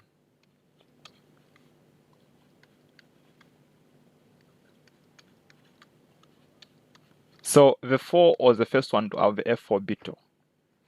So you saw that from our first, we just had the s orbital. From the second, we've had the 2s and the 2p. So we expect that for the fourth, we should have all the way up to f. Let's try to see what's going to happen for the L. So it will be from the 0 to n minus 1. So in this case, our n is 4. 4 minus 1 is obviously going to be 3. So we have 0, 1, 2, all the way up to 3. So all the orbitals are used up. So say S, P, D, and F. Okay? So this basically verifies everything. For the third, if you try the third energy level, it only end up to D, to only be SPD. That's the basic idea. So this was not just guessed. It is calculated using the quantum numbers. And of course, the ML is dependent on each value of L. So we've already talked about L is equal to 0. So for L is equal to 0, moving from its negative to its positive, it is only 0 itself. So we only have a single subatomic orbital under the S orbital. For the P, which is a 1, we have to move from its negative to its positive. So L is equal to 1. We have to move from its negative to its positive, negative 1, 0, and 1. For L is equal to 2, from its negative to its positive. And then finally, the last one, L is equal to 3. So remember that these values are denoting the shapes of the orbitals, right? So these are the number of subatomic orbitals you should expect. So here, how many subatomic orbitals do you have? 1, just 1, which is a 0. So it only has 2 electrons. For this one, how many subatomic orbitals do you have? 3, which is 6 electrons as a p orbital, since this is a... Remember, that is S, P, D, and what? And F. Okay? Take note of that from the angular momentum quantum number. So a magnetic quantum number basically gets to verify everything we are talking about. So here we have 5 subatomic orbitals under the D. So that's why it occupies 10 electrons. Since it's subatomic orbital, accommodates a maximum of 2 electrons. And this basically has got 7. So it gives us 14 electrons. So this verifies why the SPDF occupies the number of electrons as they do, according to the quantum numbers. So if they've given you a question where they give you the principal quantum number and ask you to determine the number of subatomic orbitals it has, in this case you have to add them all for the fourth energy level. So we have 1 plus 3 giving you 4, 4 plus, or in other terms, just add the electrons. So we have 2 plus 6, 8, plus 10, 18. 18 plus 14 is what? 32. 32 divided by 2, so 16. Because each accommodates how many electrons? 2, so 16. That's how we basically get to determine the number of subatomic orbitals. Okay? So you're able to determine how many electrons are found on a certain energy level. Using the quantum numbers, you're able to determine the shape of orbitals that you can find on a specific energy level using the quantum numbers. And of course, let's try to confirm the Pauli exclusion principle. Why is it that not 2 electrons can have the same set of the 4 quantum numbers? So think of an electron that is contained in the 4th energy level, contained in the s orbital, or maybe it can even be more specific. Let me go to the p. So from the p, and then from 0. So these those two electrons there, you find that they are all going to have n is equal to 4. They are all going to have L is equal to 1. They are all going to have ML is equal to 0 as its subatomic orbital. Now, for the last one, it's either one is positive, the other one is negative. So this is one thing that you have to know about two electrons in the same subatomic orbital. They've got the same principal quantum number, same angular momentum quantum number, same magnetic quantum number, different magnetic spin quantum numbers. That's why it's not possible for all the four quantum numbers to be the same for two electrons. That's what Pauli exclusion principle says, and we verified it using the quantum numbers. Okay, so we go over Heisenberg uncertainty principle. So what is it all about? So the basic idea is there is uncertainty in the act of measuring the position and the momentum of a particle. So the simplified form that you can remember is